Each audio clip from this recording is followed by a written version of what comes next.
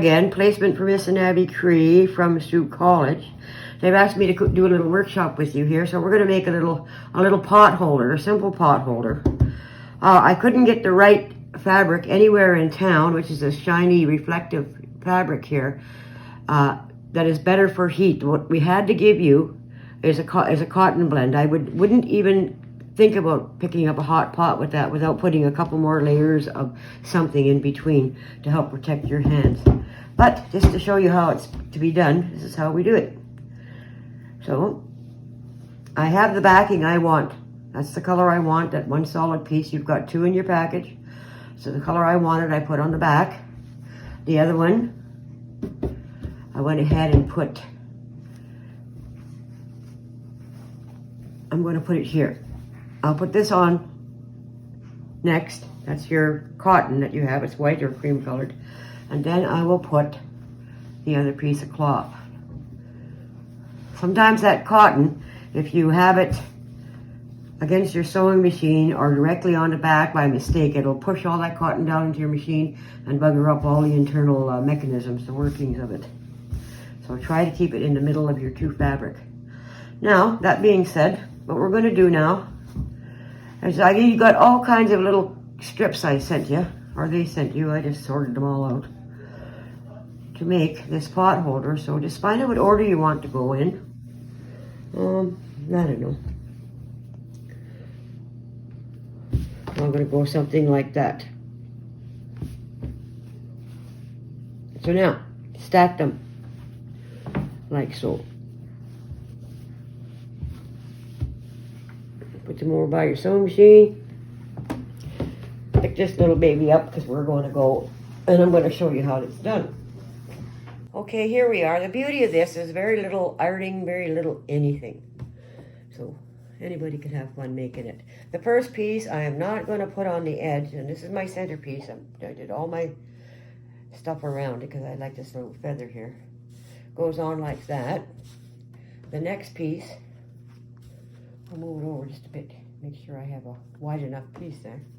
The next piece I'm going to put on top of it like this.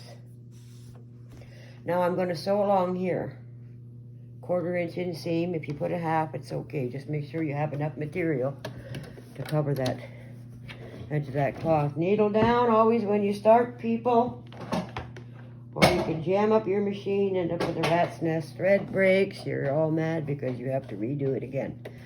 Okay, so down we go.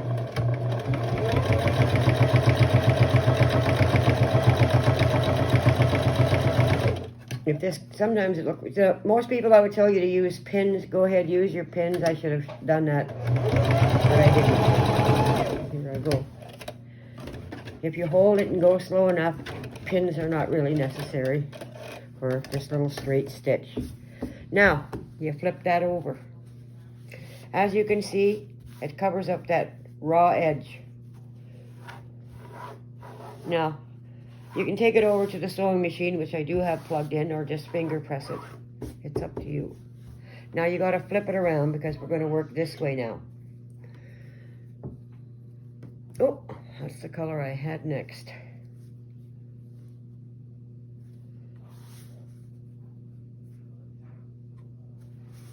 If it's a little bit short, don't worry about it. We're going to trim it later. Make it all match up. Now, if you feel the need to put pins, now is the time to put your pins all along there every couple of inches.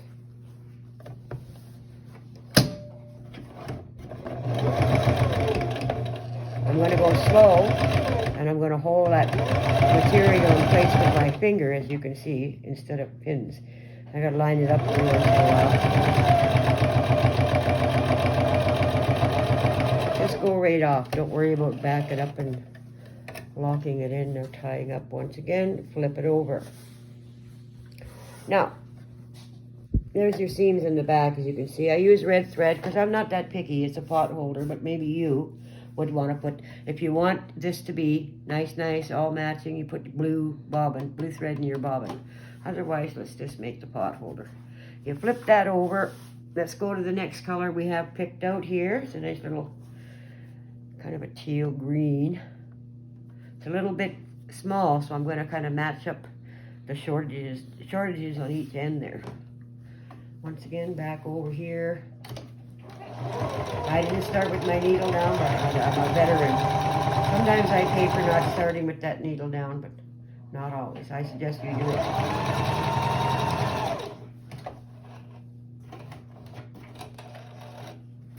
I just simply forgot.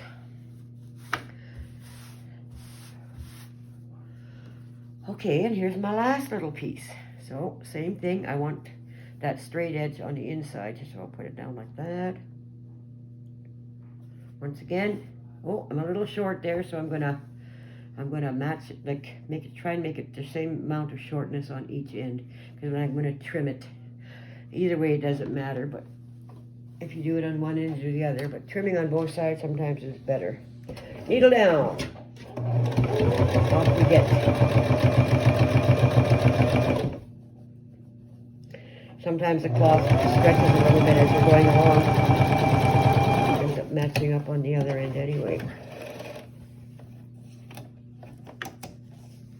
Okay. There you have it.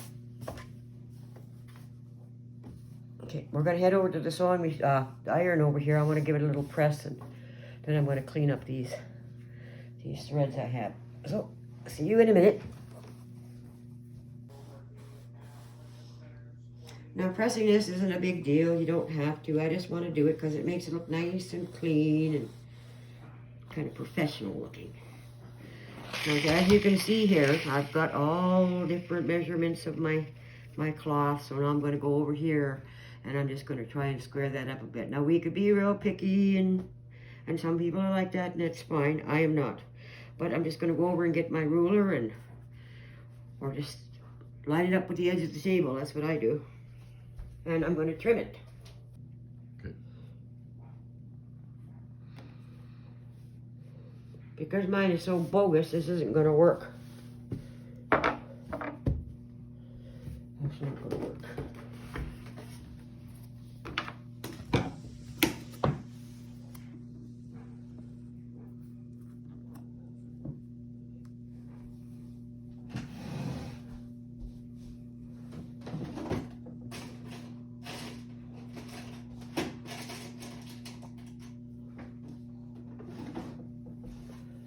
You guys have white chalk. I'm just going to use this marker here because I won't be able to see that white chalk. There's not enough.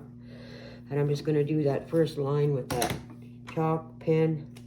Whatever you can see. It depends on what color material you're using, I imagine. And let's just try and do this first side. Nice straight line. Just to get all nice and tidy.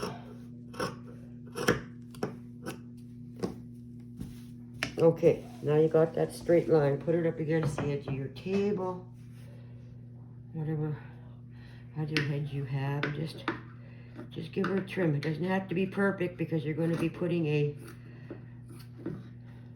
trim on this pot holder. Hey, let's just follow this black line. How about that?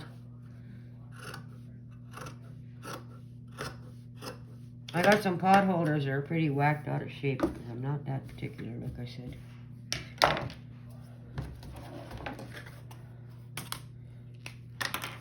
You guys shouldn't fall into this problem so much. I tried to get them long enough for you.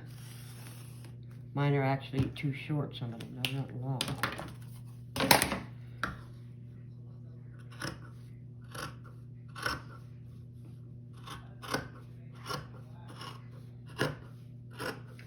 Now, the reason why I'm not worried about that black line is because when we put our outer edge on our trim, it's going to cover that all up, so that's why it's not that big of a deal.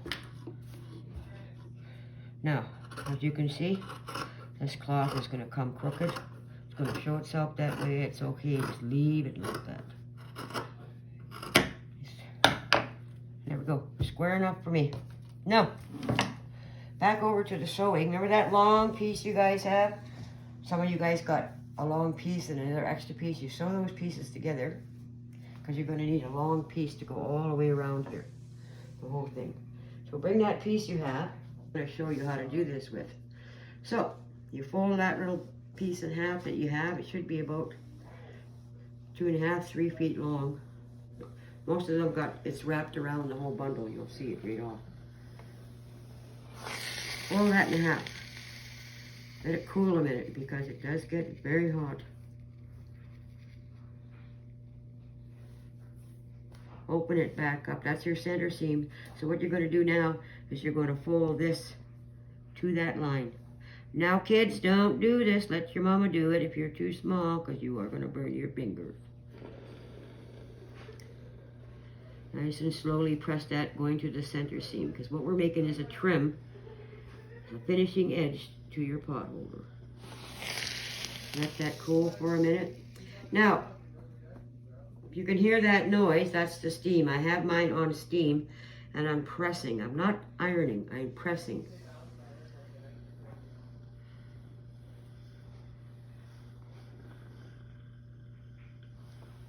To the center. Make that cool.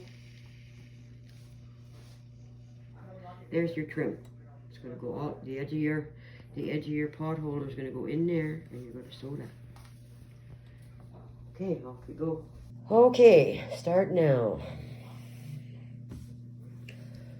We're going to start with this trim, not at a corner. We're going to start it down a little bit.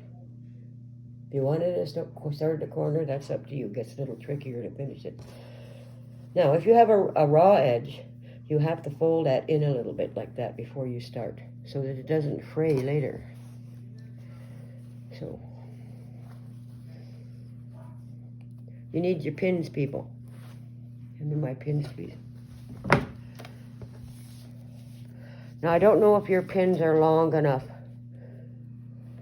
to do it. It has to go all the way through, at least one layer. And if you're going to break a needle on your sewing machine, this is where you're going to do it, because it's pretty thick right there at the beginning.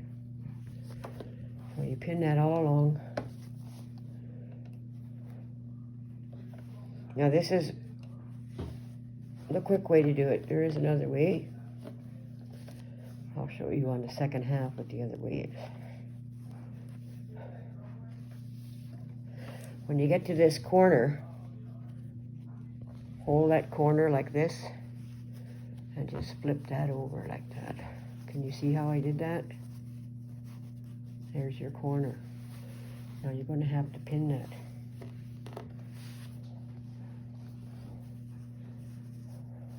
I knew this was an easy little pot holder to make, but I did forget about this trim when I decided to show you all this, because this trim can get tricky. But this is the quickest way. When we sew this, you're going to be sewing the back and the front at the same time, and you're finished. Now, sometimes I like to do it by hand. I'll sew this part, the front, I'll sew it on the front by machine, and I'll flip it over, and I'll do the back part by hand. It looks really nice as well.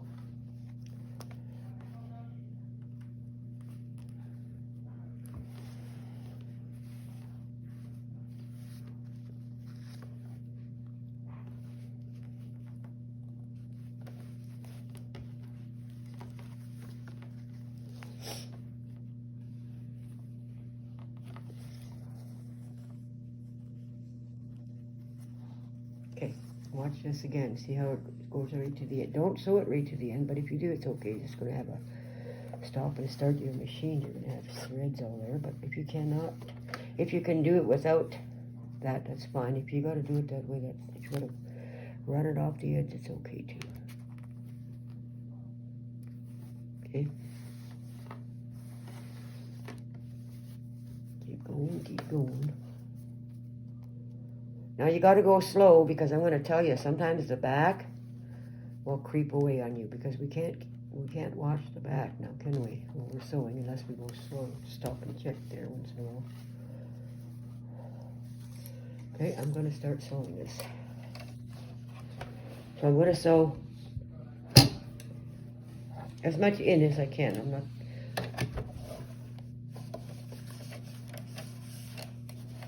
Even if you did a 1/4 inch right along the edge of this side of the foot, you'll be fine, because it's, once you get that in place, take that needle out. It'll save you a lot of woe. Like I said, That's where you're gonna break that. You see how it moves and it shifts? That's the bugger about doing it by machine. But I'll be done in a minute. If you want to be done quick, sometimes I slip those needles out, pins out, just as I come to them, because it gets a little too thick, and I don't want to break my needle. Right here on the corner, you can see the blue thread. I use blue so you could see it. But if you were to use a red thread or similar color thread, you wouldn't notice a lot of discrepancies. That's why we do it that way. But it's not necessary. Off we go. Pull that pin out. Check, make sure everything's in place in the back. Keep going.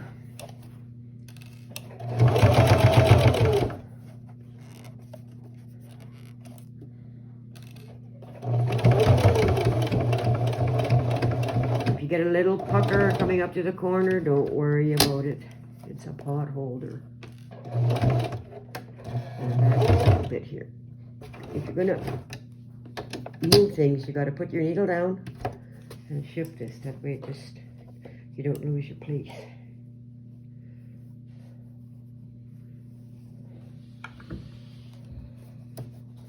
Now I'm gonna do something really foolish here, guys. I'm going to try and finish this without using pins. Don't try that at home.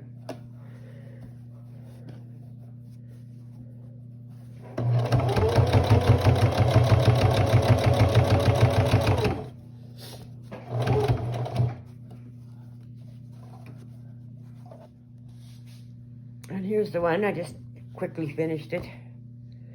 There it is. Got a little corner up over here. You can go over that with the machine again, or do it by hand with some red thread. Once in a while that happens. But there you have it. Quick and easy, lots of fun. Nice little gift for Mother's Day or Easter or whatever.